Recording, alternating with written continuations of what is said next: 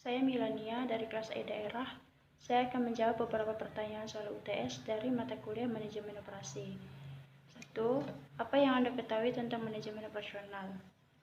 Manajemen operasional adalah suatu usaha pengelolaan secara maksimal penggunaan semua faktor produksi yang ada, baik itu tenaga kerja atau SDM, mesin, peralatan, raw material atau bahan mentah, dan faktor produksi yang lainnya dalam proses transformasi untuk menjadi berbagai macam produk barang atau jasa. 2. Sebutkan ruang lingkup manajemen operasional. 1. Perencanaan sistem produksi. Pada lingkup perencanaan sistem produksi dimulai dari proses perencanaan produksi.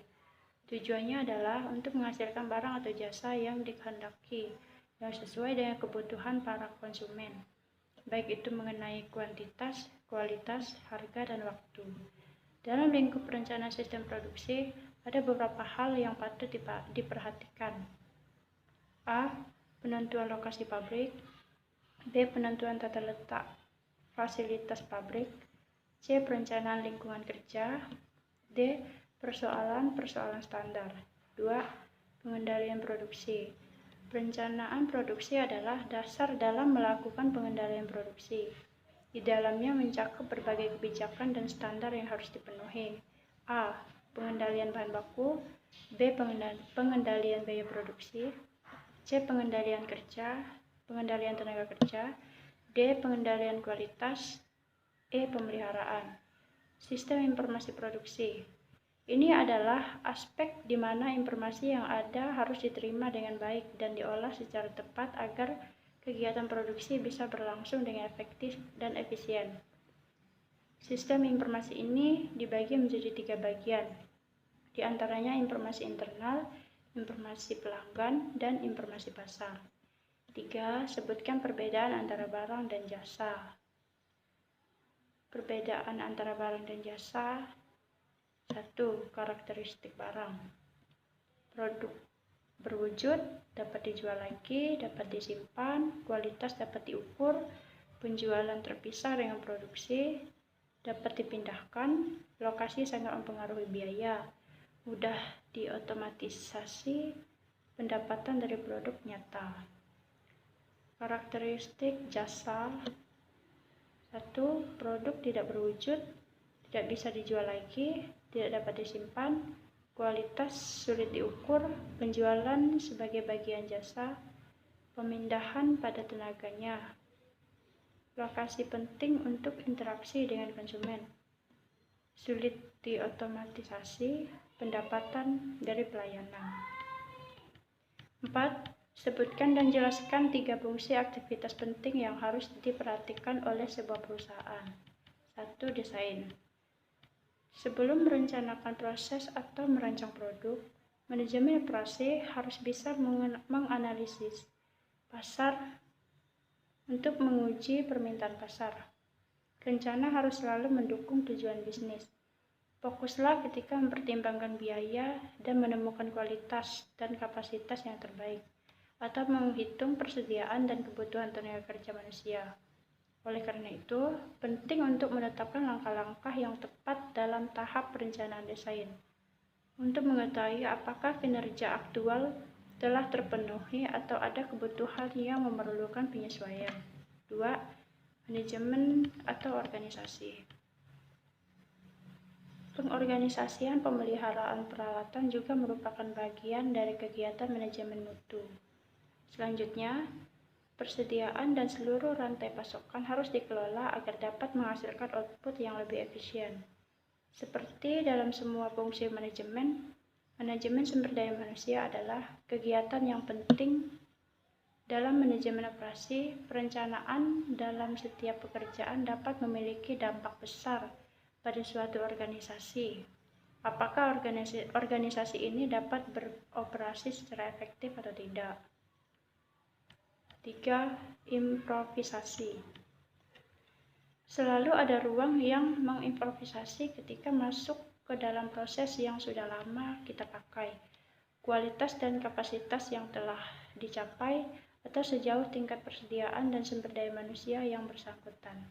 Hal ini termasuk juga dalam manajemen risiko. 5. Sebutkan 10 keputusan manajemen operasional yang paling penting. 1. Perancangan barang dan jasa. 2. Kualitas. 3. Perancangan proses dan kapasitas. 4. Pemilihan lokasi. 5. Perancangan tata letak. 6. Sumber daya manusia dan rancangan pekerjaan. 7. Manajemen rantai pasokan. 8. Persediaan. 9. Penjadwalan. 10. Pemeliharaan. 6. Jelaskan alasan mengapa perlu mempelajari manajemen operasional. Alasannya adalah karena 1. Manajemen operasional merupakan salah satu fungsi utama yang harus ada pada semua jenis organisasi. 2. Dengan cara mempelajari manajemen operasional, kita akan dapat mengetahui berbagai hal yang berhubungan dengan bagaimana caranya memproduksi barang maupun jasa. 3. Dengan mempelajari manajemen operasional, maka kita akan dapat mengerti dengan benar tentang apa yang harusnya dilakukan oleh manajer operasional. 4. Karena manajemen operasional merupakan bagian yang termahal dalam organisasi. Hal seperti ini bisa diartikan sebagai efektivitas dan efisiensi manajemen operasional yang akan berdampak sangat besar bagi perusahaan dalam manajemen operasional yang berhubungan dengan perusahaan manufaktur dan perusahaan jasa. 7. Bagaimana mencapai keunggulan pesaing melalui operasi.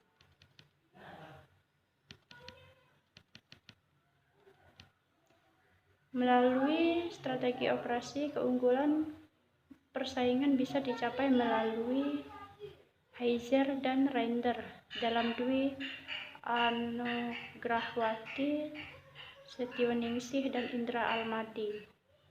1. Bersaing pada pembedaan. Arti dari pembedaan di sini adalah untuk membedakan apa yang ditawarkan organisasi dengan cara bagaimana pelanggan menganggap sebagai nilai tambah bagi produk atau jasa organisasi. Misalnya, produk beragam, ciri tertentu, kenyamanan, pelatihan, penghantaran dan pemasangan produk, pengalaman, pembedaan pengalaman, mengikat pelanggan terhadap produk melalui penggunaan daya hayal kelima indera, sehingga pelanggan merasakan pengalaman produk tersebut. Strategi diferensiasi produk dapat menjadi alat untuk mencapai keunggulan kompetitif yang jawab untuk mengidentifikasi dan mengembangkan kemampuan yang akan dibutuhkan untuk melaksanakan strategi fungsional dan mencapai sasaran perusahaan. 3. Bersaing pada biaya atau low cost. Cara terbaik untuk mencapai biaya terendah adalah fokus pada kebutuhan konsumen atau kualitas, baik dalam desain produk dan operasi.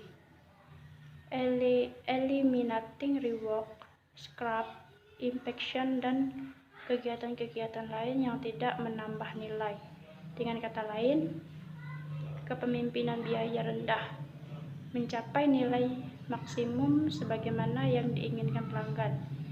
Delivery time juga digunakan untuk meningkatkan kualitas, mengurangi waktu sisa operasi.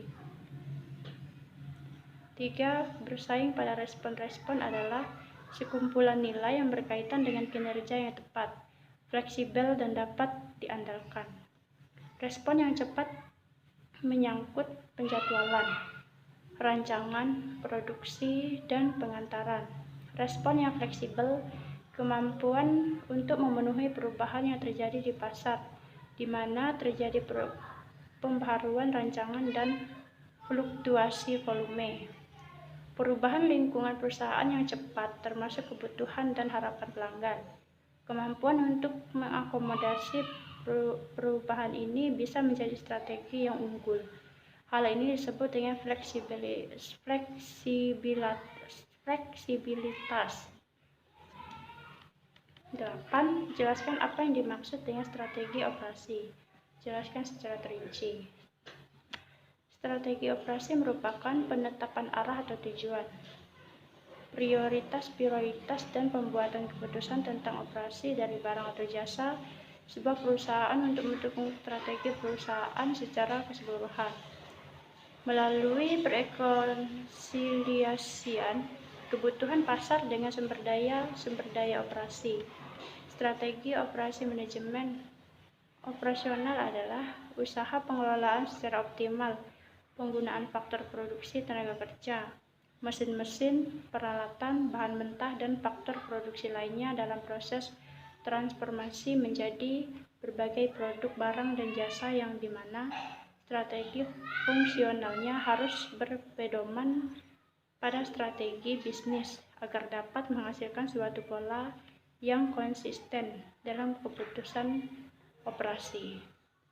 9. Berdasarkan video di atas, jawablah pertanyaan berikut ini. 1. Apa judul video di atas? Judulnya Supply Chain Management Intro Video. 2. Siapa pembicara dalam video di atas dan dari mana pembicara tersebut? Profesor Nyoman Pujawan, PhD, JSCP. 3. Jelaskan apa yang dimaksud dengan Supply Chain Management. Supply Chain Management atau SCM adalah disiplin yang mempelajari pengelolaan aliran barang dari hulu atau sumber sampai ke hilir atau pelanggan. Efektif tidaknya SCM suatu perusahaan akan menentukan apakah mereka akan unggul atau kalah dalam persaingan. SCM yang efektif membutuhkan kolaborasi antar pihak, membutuhkan visibilitas informasi di sepanjang supply chain. Di samping itu, efektivitas supply chain juga membutuhkan dukungan pemerintah berupa penyediaan infrastruktur yang memadai serta regulasi yang mendukung kelancaran pergerakan barang. 4. Mengapa supply chain management sangat penting bagi perusahaan? 1. Membuat sistem pasokan terbaik untuk perusahaan. Alasan pertama adalah memberikan kemudahan bagi perusahaan untuk menciptakan sebuah sistem pasokan bisnis yang tepat dan sesuai kebutuhan. Sistem pasokan bagaimanapun juga adalah hal terpenting, karena bagaimanapun juga sistem ini akan memberikan kemudahan bagi perusahaan untuk mengoptimalkan inventaris yang dimiliki. Bagaimana pengelolaannya mulai dari proses awal, barang mentah atau tahap permulaan, sampai proses akhir atau barang jadi atau tahap pengiriman ke pelanggan. 2. Menjaga mutu dan kualitas produk perusahaan. Bukan hal yang mudah menjaga mutu dan kualitas produk dari perusahaan itu sendiri.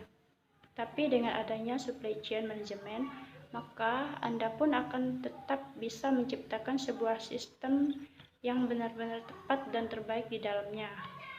Bagaimanapun juga, mutu dan kualitas harus tetap terjaga untuk membuat klien tidak berpikir dua kali menggunakan produk Anda.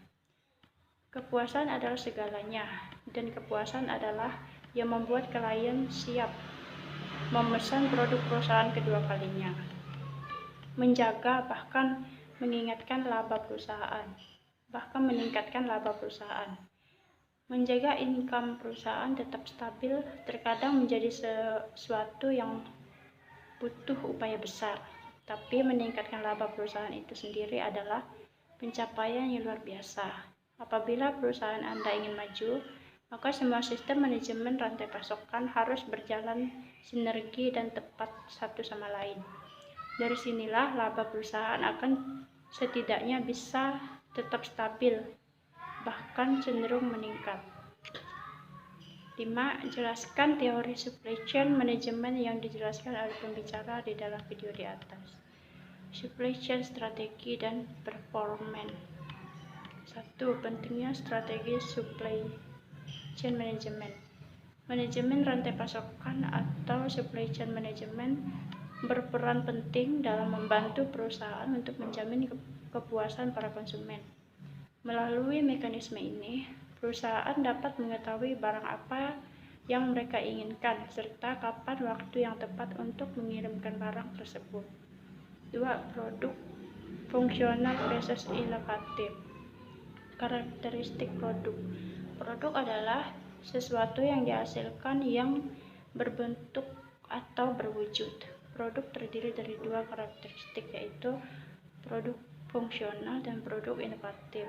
Produk fungsional adalah produk yang merupakan kebutuhan dasar dalam hidup, sedangkan produk inovatif adalah produk yang lahir atas dasar kreativitas manusia di dalam kebutuhan dasar.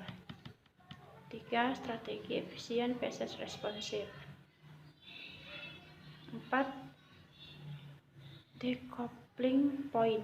Titik temu di mana suatu kegiatan bisa dilakukan atas dasar ramalan dan dari mana kegiatan harus ditunda sampai ada permintaan yang pasti.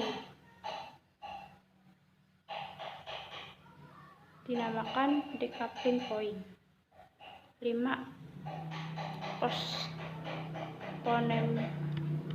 Postponement strategi adalah strategi yang bertujuan untuk menunda beberapa aktivitas dalam supply chain sampai customer demand diketahui.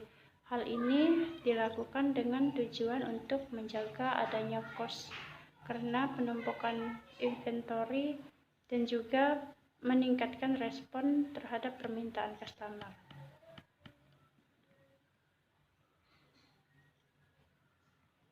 6.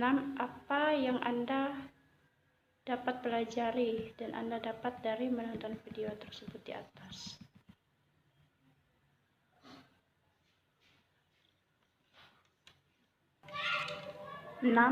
Apa-apa yang Anda dapat pelajari dan Anda dapat dari menonton video tersebut di atas. Manajemen pengadaan adalah bagian dari manajemen rantai pasok atau supply chain management yang secara sistematik dan strategis memproses pengadaan barang dan jasa, mulai dari sumber barang sampai dengan tempat tujuan berdasarkan tempat mutu, jumlah, harga, waktu, sumber, dan tempat untuk memenuhi kebutuhan pelanggan. Sekian jawaban saya dan terima kasih.